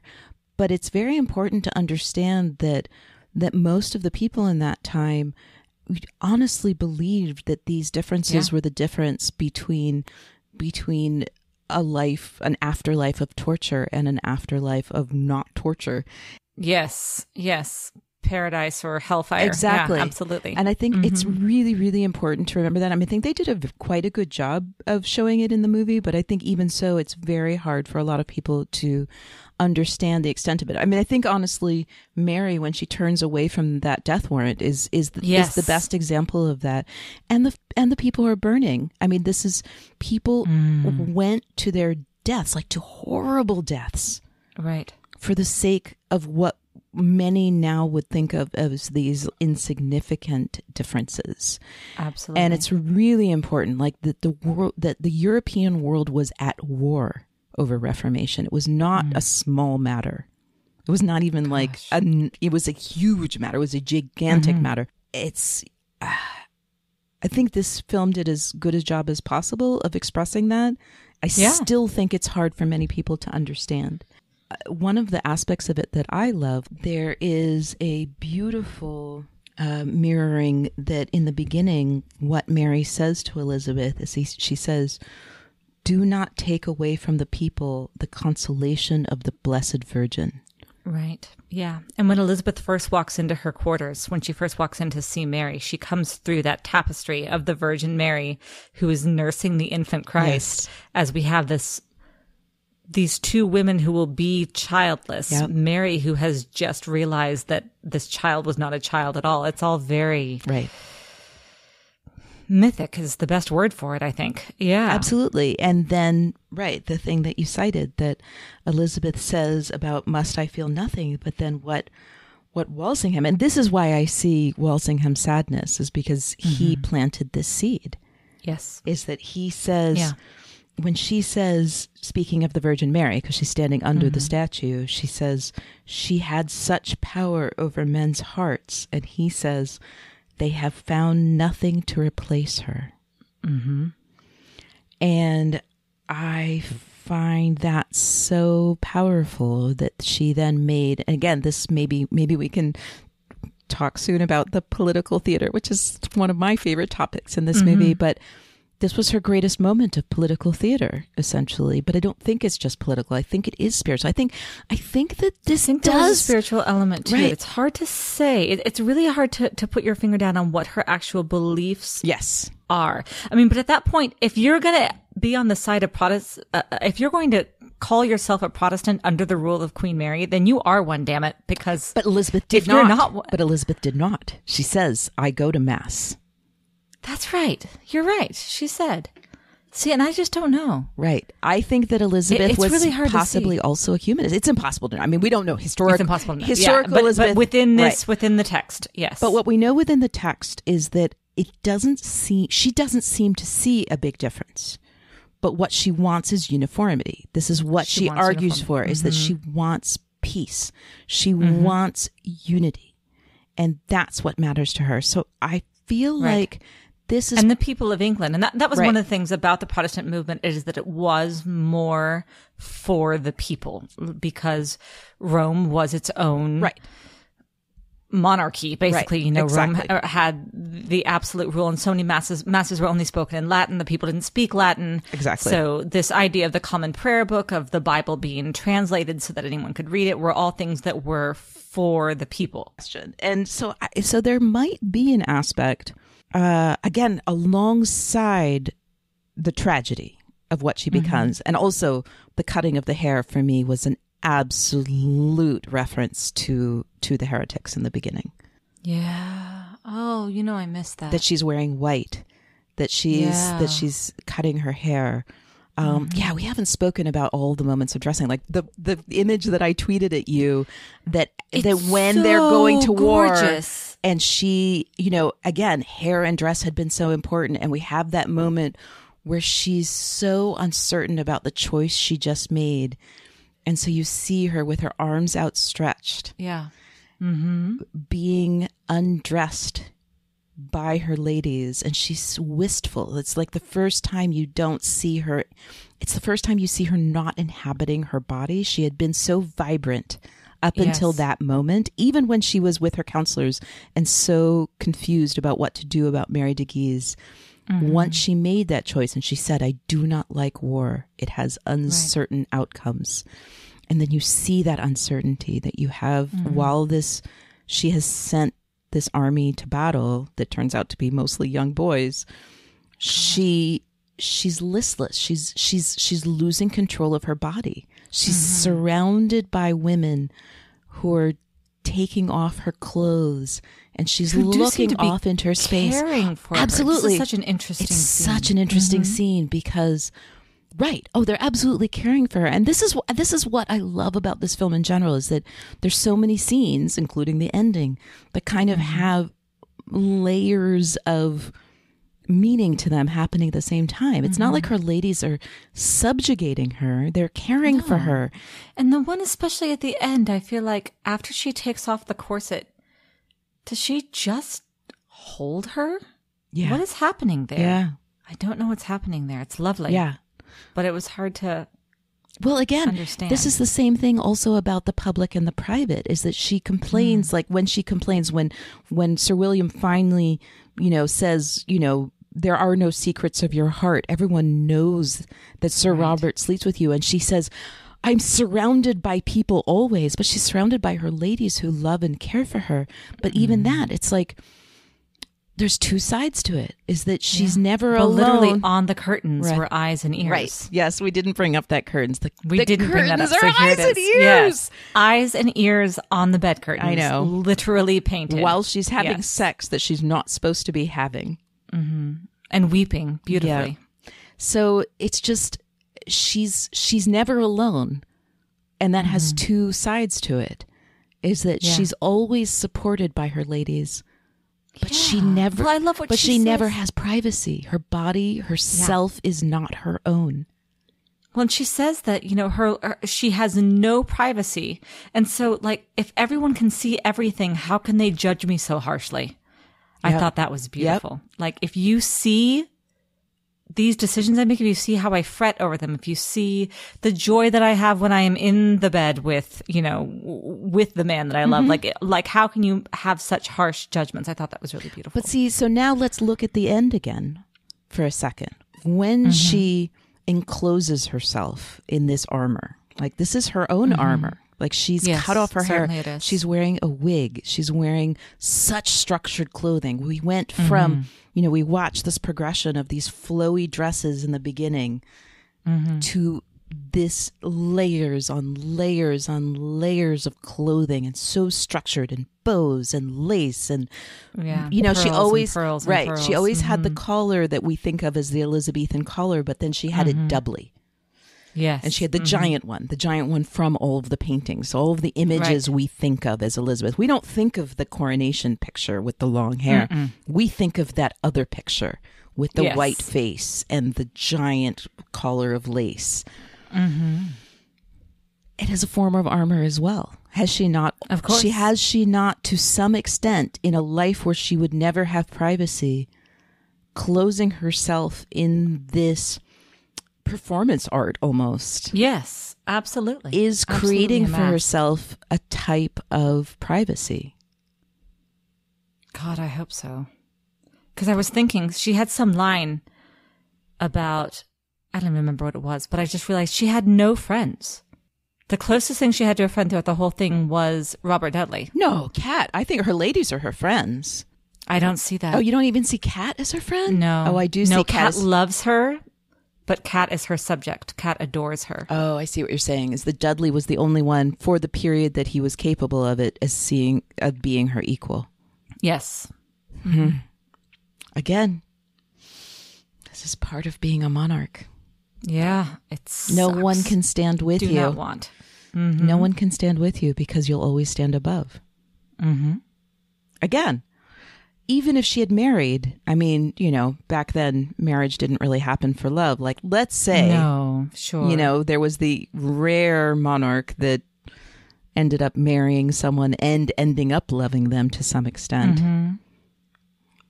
That's the only version, and what are the chances? I mean, I'm sure it did happen, like supposedly in history it happened, but what are the chances really? Yeah. This was their existence. Okay, let's go on to something happier. Please. I know this is in the middle, so it's like, again, once you know the story, every delightful moment is always tinged with tragedy because you know where Of it's course. going. But we haven't talked about political theater, and I've got to say that the moments of political theater are the moments She's where so I good. delight most in her personality. And again, I just have to say, this isn't the end of her story. This is the end of this movie. But remember what it Yeah. says at the end, that Elizabeth reigned for 40 years after this. All of my favorite moments, and I know we're going to talk about favorite moments later, and as usual, I may end up giving away my favorite moment in the middle of the podcast. All of my favorite moments of her personally are her moments of political theater. The part that's interesting, because we have talked now about how different she was from the beginning to the end, and yet I think that the political theater part was something that clearly showed her training, that showed that she knows who she is from the beginning. Yes. Even though there's huge changes and, you know, this whole arc of going from woman to monarch. Her composure in the beginning, the speech that you just referenced about. Yes. It is the Lord who has done this, and it is marvelous in our eyes. That even though she was so afraid walking out to this moment of receiving the ring, she managed to compose herself. Absolutely. To speak of herself in the plural, as she was supposed to do, you know, I just, there's a part of her that even though like we've really focused on the change, but there is this thread of the person she always was. She was always Henry's daughter. I love choices that they made that I feel like diverge from most narrative things we've ever seen. Now let's talk about the Act of Uniformity and when she addresses the House of Lords and the unbelievable choice that they made to show us the woman and the monarch. Yes. At the same time. Yeah. No, that was gorgeous. Yeah. I loved seeing those flashbacks to her or to her rehearsing in her room just through tears, knowing how important it is and knowing she cannot mess this up. Yes. Like this is her chance to really assert her sovereignty and her rule. Oh, God, I love that. I am your anointed sovereign. God has made me your sovereign. She's trying to figure out, like, so hard. How do I say this? How do I make it right? I know. And she keeps saying my people, and she keeps trying different ways to say for my people. And also, again, the clothing that you see her when she's rehearsing, Yes. she's wearing a dressing gown or whatever. She's wearing that white, oh God, those sleeves. Sorry. Just have a moment like Yes. those sleeves. I want that. I want those sleeves. They're so beautiful. But yes, to see her wearing white and to be, you know, pre-done up. And then you see her. I really wanted to track when red is used. Like red is one of the colors. So much red. Right. Yes. That recurs. And again, I kept thinking, wow, red's a really bad color for a redhead person to wear. But it's very regal. So I wish But it was so interesting that they made the choice not to add any makeup to her eyebrows or lashes. I love it. So Yeah? human. So human. Very human. That was always a reminder for me that she's human. That she's not. It was such a contrast that the clothing was so regal and so structured, and her face was still so vulnerable. Yes, absolutely. So yes, I love this. I wrote down quotes because this is one of my favorite things. Like I love the juxtaposition of her practicing versus her doing her performance. Yes. But also the performance itself, to watch her become. She becomes in the process, that she goes from using her rehearsed words. Right. From following the routine and saying the words to really being the person that she's trying to represent. Exactly. And that's, Yeah, and again, that's and we see it through Walsingham's eyes also. But her humor, the fact that she goes from her practice performance to then humor, and she wins them over. She really wins them over. She wins over the room. Again, Walsingham helps her. I love the whole bit where he locks the number of men in and then he comes and lets them go. I love it so much. Yes. I love Walsingham. I don't know how he got away with that, but sure. Whatever. Works for the story. Walsingham. Dismiss. Yeah. Right, exactly. Walsingham is cleverer than anyone else, but he needed her too. I mean, that's the thing. Had she not won that room, those men that he locked in that basement would have not worked. Right. But she does win the room, and I love it. And then she uses exactly all the shit we've seen her going through already. Like she says, one of them says, you know, you're going to force us something. And she says, how can I force you, my grace? I am a woman. She's exactly using all the crap that's been laid on her up until then. She's so good. I know. And then this is my favorite line in the whole film, I think, is that one of them says it's heresy. She says, no, your grace, this is common sense, which is a most English virtue. Uh-huh. I just love her so much during No, this. it's very good. Yeah, she's fantastic in this scene. I feel like maybe this scene gives me hope for the person she'll become, like after the story. I know we're not really supposed to talk about the story after the story, but like, you know, the version in my head has a place where she does integrate. I hope so. Well, and then she brings to conscience, which is something that she talks about throughout, that is a theme throughout. And Dudley talks about conscience in the beginning, but then he lets go of it. And then she says that she's arguing for the future happiness of her people and the peace of the realm. And she says, let that be on your conscience as well. Yes, which is so wise. Yeah. And then when she says, each of you must vote according to your own conscience, which is that putting the power back in their hands, but after she has planted the seed, and it's lovely. I don't know. She's my queen. Because she can do that, and she can also do that little wrinkle of her nose when she sees Anjou, which I just love. That there's a moment where she wrinkles her nose that is just so good. But again, this is political theater. I really do believe. I mean, Walsingham, this is his job, is to know everything that's going on. Like, this was a beautiful setup. Yes. I don't know. Yeah, it was In very my good. version of the story, Walsingham was the one who told her what was going on in Anjou's room. I mean, how could that? So that she could, Right. yeah. This whole, like, I want to give him a ring. Like, it was so clear that she knew that she was going to. And she may have just had a really good idea that, I mean, she probably assumed that she would find him, in flagrante, but not in quite such a circumstance. Yes. Who knows? Who knows? Who knows, indeed. All right. So I think we're ready to move on to our favorite things. Madam, by this act, you force us to relinquish our allegiance to the Holy Father.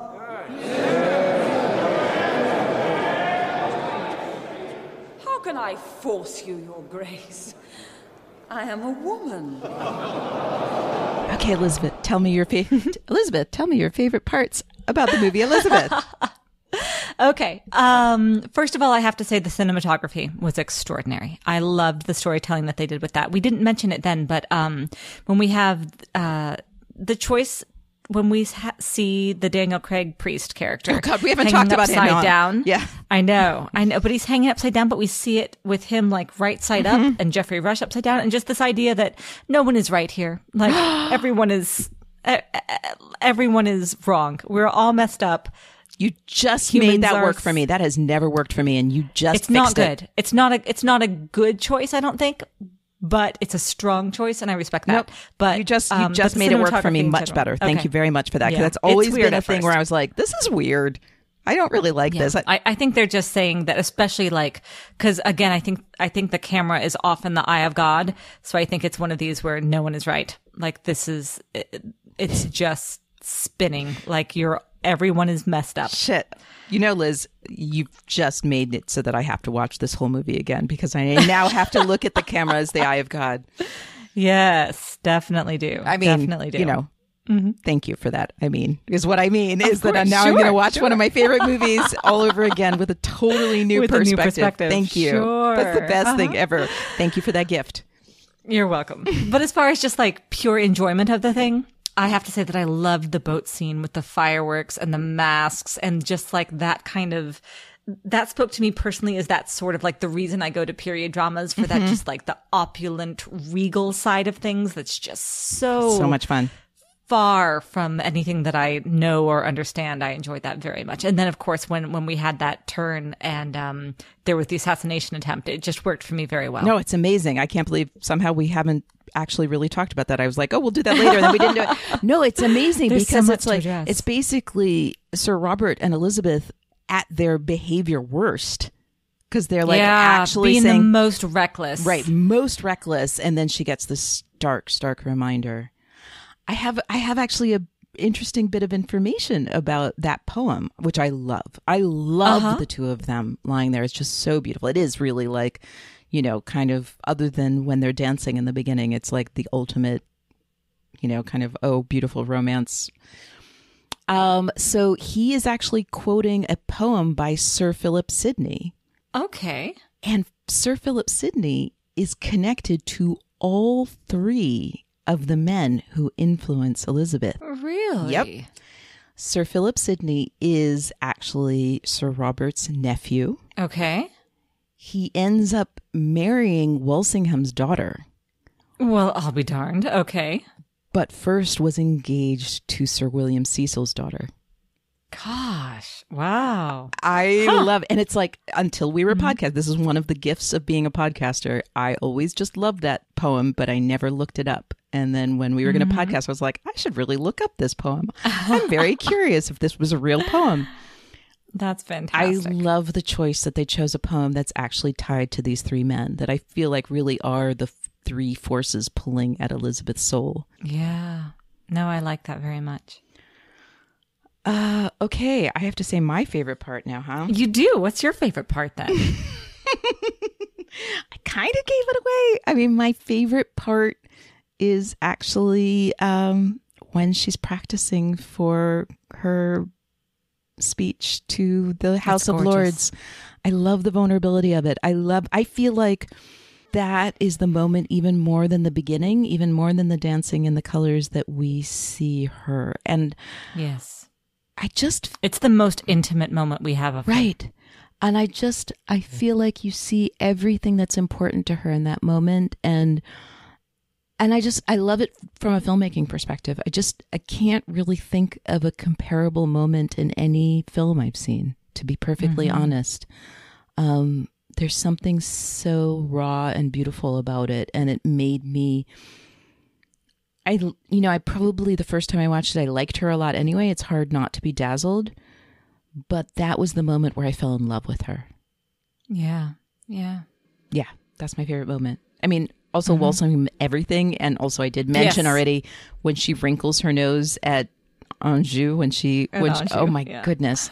Yeah, Cate Blanchett. Cate Blanchett is my favorite thing, but not just of this film. Cate Blanchett is my favorite thing, period. She really is my favorite thing.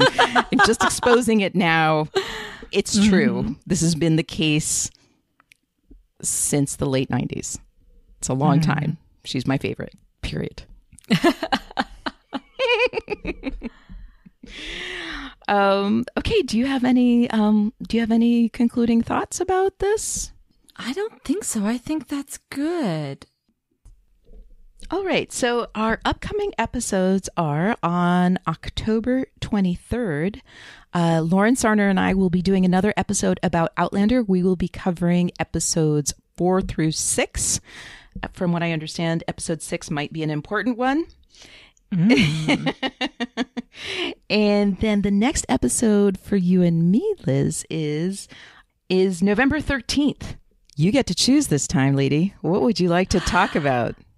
I want to talk about Jane Eyre with you. We've been saying that we would since the beginning. I think that's what we need to do next. That is, we have promised our Fathoms Deep people for a good long time that we're going to talk about Jane Eyre. So let's do it. Okay. What should we do? We're going to talk about the movies, yes? Yes. I think I'm going to read the book anyway. Okay. It's a good time of year to read Jane Eyre. I've got a month, something like that? That's a good long time. Yeah. So I'll read Jane Eyre again. I'm very interested to see how I read it now. It's such a different time in my life from when I first read it. So I'll do that, and I'll watch the movies for sure. Okay. And I'll do the same. I'll do the same. It was also a different season in my life. I'm not sure if my take on it will be much different than the last time I read it, but we'll see. Sure. No promises. You all will find out in a month. All right. So yes, do leave us reviews. We really appreciate them. We will be reading 2 more of them a month from now. And thank you so much, everyone, for joining us in this new venture. We're having a lot of fun. Yes. Thank you so much for listening. Until next time, I'm Elizabeth Stevens. And I'm Daphne Olive. Play a Volta! Can I Just Say podcast is a Common Room Radio production. For more information and our other shows, visit commonroomradio.com. To show your support, pledges of as little as $1 a month can make a big difference. Visit patreon.com/commonroomradio to pledge support and access bonus features that are just for patrons. And join the conversation by using the hashtag CanIJustSay and follow us on Twitter @JustSayPodcast. We request that you keep your tweets respectful and positive, and you can always email us at podcast@commonroomradio.com. Thanks for listening.